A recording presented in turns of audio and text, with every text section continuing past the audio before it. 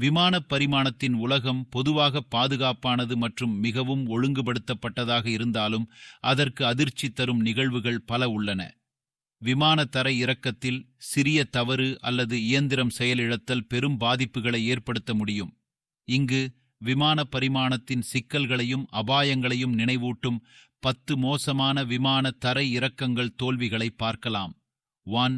DHL Boeing 757 emergency landing இன் Costa Rica. April 2022இல் கோஸ்டாரிகாவின் Juan சாண்டாமாரியா சர்வதேச விமான நிலையத்தில் ஒரு DHL போயிங் 757 சரக்கு விமானம் ஒரு ஆபத்தான அவசர தரை இறக்கத்தை செய்தது. பறப்புக்கு பிறகு உடனே சிபார் குழுவினர் காற்றோட்ட கோளாறுகளை தெரிவித்தனர் மற்றும் விமான நிலையத்திற்கு திரும்ப முடிவு செய்தனர். தரை இறக்கும்போது விமானம் ஓட்டம் தாண்டி நின்றது. அதன் பகுதி உடைந்ததால் உடல் பெருமளவு சேதமடைந்தது. அதிர்ஷ்டவசமாக 2 சிபார் குழுவினர் சிறிய காயங்களுடன் பிழைத்தனர். இந்த நிகழ்வு விமான பரிமாணத்தில் விரைவான முடிவெடுக்கும் திறனும் அவசர நிலையில் தயாரிப்பும் முக்கியத்துவம் கொண்டது என்பதை குறிப்பிடுகின்றது. 2. போயிங் 777 கோ அரவுண்ட் கான் ராங். சான் பிரான்சிஸ்கோ சர்வதேச விமான நிலையத்தில் ஒரு போயிங் 777 மிஸ் செய்யப்பட்ட அணுகலைத் தொடர்ந்து கோ அரவுண்ட் செய்ய முயன்றது. கோ அரவுண்ட் போது விமானத்தின் இயந்திரங்கள் சரியான முறையில் செயல்படவில்லை. இவ்வாறே உயரத்தை இழந்தது. விமானம் குறைவான உயரத்தில் சான் பிரான்சிஸ்கோ வளைவில் விழாமல் தவிர்ந்தது. விசாரணையில் பைலட் பிழையும் தொழில்நுட்ப செயலிழத்தலும் ஒன்றாக காரணமாக இருந்தன. இந்த நிகழ்வு கோ அரவுண்ட் செயல்முறையின் முக்கியத்துவத்தையும் பிழையற்ற செயல்பாட்டின் அவசியத்தையும் வலியுறுத்துகிறது. 3. Airbus A340 flaps issue. 2005இல் ஏர் பிரான்ஸ் இயக்கும் ஏர்பஸ் A340 டொராண்டோ பியர்சன் சர்வதேச விமான நிலையத்தில் தரையிறக்கத்தின் போது ஃபிளாப்ஸுடன் மிகுந்த பிரச்சனைகளை சந்தித்தது. மோசமான காலநிலை காரணமாக தடங்கல்கள் காரணமாக விமானம் ஓட்டத்தை தாண்டி சென்றது. விமானம் அருகிலுள்ள பள்ளத்தில் முடிந்தது மற்றும் எந்த மரணங்களும் இல்லாமல் இருந்தபோதும் பல பயணிகள் காயமடைந்தனர். இந்த நிகழ்வு பராமரிப்பு மற்றும் சரிபார்ப்புகளின் முக்கியத்துவத்தை வெளிப்படுத்தியது. 4. T6 Texan ground incident.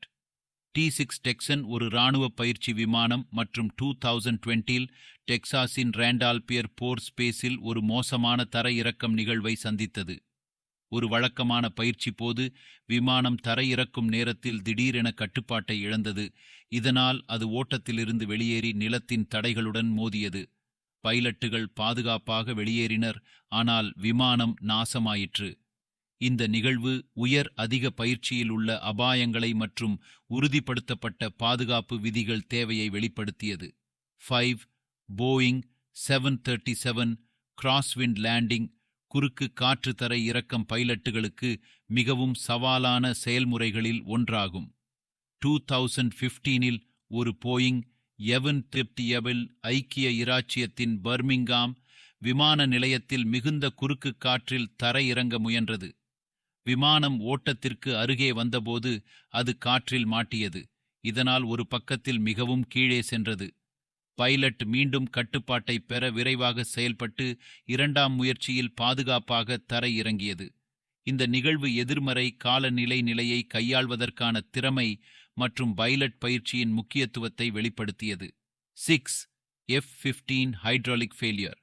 2011இல் நெவாடாவின் நெல்லிஸ் ஏர் போர் ஸ்பேஸில் தரை இறங்க தயாரிக்கும் போது ஒரு F-15 போர்திறன் ஜெட் ஒரு மிகப்பெரிய ஹைட்ராலிக் செயலிழத்தலை சந்தித்தது.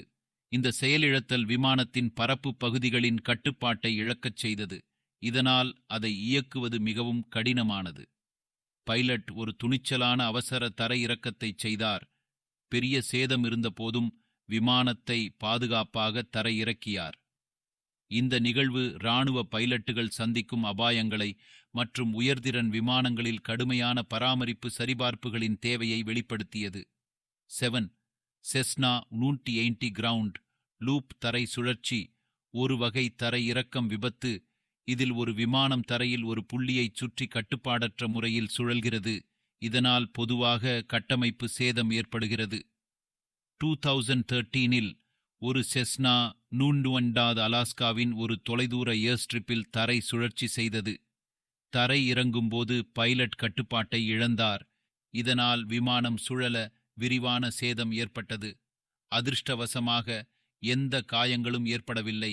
ஆனால் இந்த நிகழ்வு ஆயத்தம் செய்யாத மேற்பரப்புகளில் தரை இறங்குவதற்கான சவால்களையும் சிறிய விமானங்களை கையாள்வதற்கான பைலட் திறமை தேவையையும் வெளிப்படுத்தியது.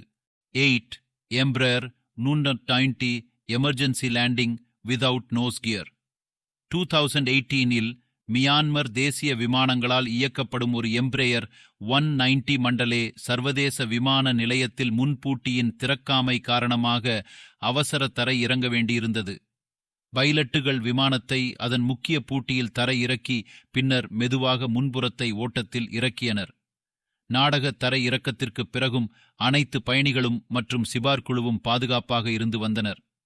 இந்த நிகழ்வு கடுமையான அழுத்தத்தில் பறப்பு குழுவின் திறமையும் அமைதியையும் வெளிப்படுத்தியது.